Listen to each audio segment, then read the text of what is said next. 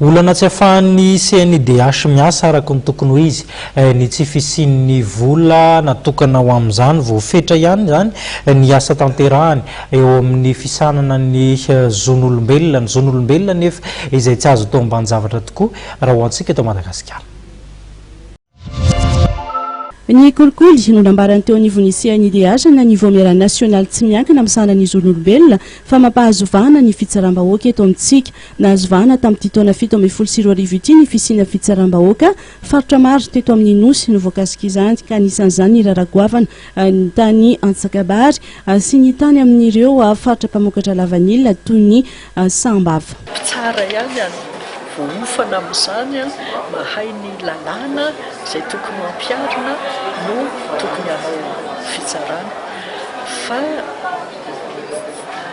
azoko ihany aloha ny hoe mahatonga n'ireny tranga ireny hoe misy koa moa izany matetika lazaina hoe fitsaram-bahoaka nefa ohatrany hoe misy jiolahy zany ny manararoatra zay le izy matetika fa tsy dia hoe ny vahoaka amin'ny ankapobeny hoe ny zaza mambehivavy sy ihany ve akory no andeha handray anjara amin'ireny hoe famonoan'olona tsy dia any loatra angamba izy fa tena hoe misy jiolahy zany izay manararoatra hoe misy korotana dia mitsofoka izy ka momba n'iny zany voalaza moa zany ary adverika fa misy mamarina azy dia hoe tsy fatokisan'ny vahoaka ny fitsarana satria ohatrany hoe iny zany ny olona miaritra